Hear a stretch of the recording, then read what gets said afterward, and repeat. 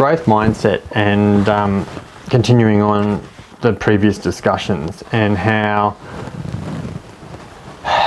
we've looked at, you know, sports celebrities, and many of the greats will attribute the hard work they had to put in. And yet, it's more often than not, we don't actually link that in with that. We just go, oh, they're amazing. They were like, you know, one of a kind, best in their class. They were a natural. And the word they were a natural becomes like a label, I guess. I don't actually think anyone is natural at anything. I think things come easy to some, and I guess that requires less effort. So partly, yeah, okay. But I think a lot of it just comes down to the discipline and being focused, having a plan. And I think more often than not, we move away from that and we don't create the plan. We don't have the future in mind. We kind of just don't like where we're at. And rather than either seeking others to help us to create the plan or work out the future, we just keep returning to the dislike we have where we're at. And then we start to become bitter and negative towards those who are succeeding, who are winning their goals and they're doing well. And we go, oh, you know, they must be rorting the system. They must be doing, you know, whatever, or, you know, even people in the same position that maybe aren't seeming to expand as much effort or expel as much effort in the job as you are. You might be feeling like, you know, you're working so much harder to achieve the outcome. And that might just come down to the fact that they've done another course to further understand the technology, the application, and their delivery, they've streamlined it, or they've come up with a better process to achieve the same outcome. And life is full of that. You know, if you can get a coffee machine that's going to have a timer on it, and in the morning have your coffee already made for you when you get out of bed, if that saves you the 5 minutes of flicking your kettle and getting the coffee in the mug, sugar in the mug, milk in the mug, and making the coffee, if it can be already all done, then you've got to work out where your cost savings are. Because I talked about it before, every hour of your day is ticking by, and whilst it ticks by, you can't get it back.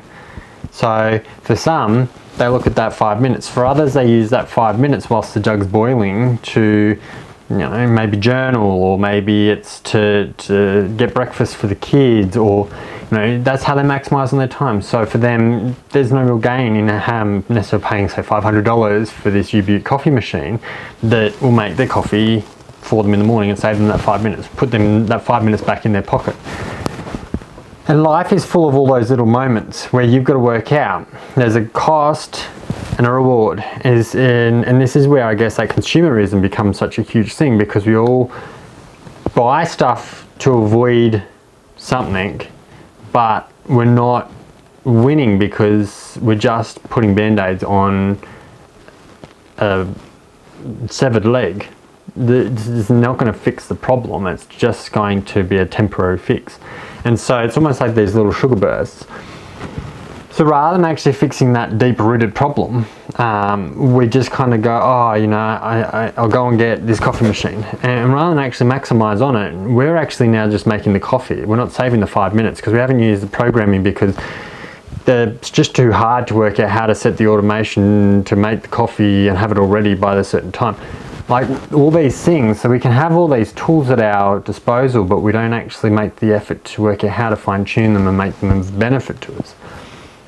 And I feel that that's where a lot of us make those mindset traps of being about the fixed. We go, well, I'm trying to make my life better, and we get stuck in this sort of like a loop of trying to make it better, but we're just filling it with more stuff without purpose. And I've talked about it with the digital minimalism, and that goes deeper than just the digital minimalism, and it goes with the minimalism in itself. When we clutter our lives, things that don't hold a purpose for us anymore are just becoming clutter and noise, but they also are a waste of money. If it's not serving a purpose and it's not providing any value, it's taking up space. And if you actually think about the belongings that we have and the space that we have in our lives, it's full of junk essentially. And back onto the mindset, and this is where we need to have those plans. We need to actually, when doing anything, even in your job, is there a better way I could be doing this? And these days with AI tools, we could even ask that, is there a better way I could do my job? And find those streamlines that can win us back time in our life. Because there are countries, people doing the same job as you and me, that are doing it in less work hours than what you're doing yours. So there has to be an efficiency there, does there not? An inefficiency on our end and an efficiency on theirs, because the quality of the output's no different. It's just we're not using the same tools. I'll wrap it up at that. Think about your own journal, jot it down, start to I guess, dissect your day and work out where you can fine tune things. Whilst I do my walk of a morning to drop my kids off to school, I join my morning call for work, and I integrate that into that action. You know, looking for where you can. It's not about necessarily saving time, but it's about being more efficient. So in the long run, where you can be like, I'm walking, I'm still engaged in the meeting, but I'm also achieving the drop off and pick up of the kids. So work out where you can fine tune, see where you can win time back, and then once you start winning time back, don't just let it stale. Turn around and put it into more efforts. So if that is that, you know, now you've gained another hour back from 3 to 4 o'clock for argument's sake, or from 4 o'clock to 5 o'clock, start reading, direct it in another direction. Learn how to do karate, learn how to do something or make something or read something to develop something, because the problem will become if you don't do anything with that hour, you've just wasted that hour anyway. So you've got to retune it and make it worth your while. Thanks for watching. Thumbs up, like and subscribe, and you'll see me tomorrow morning, 9 a.m. Bye for now.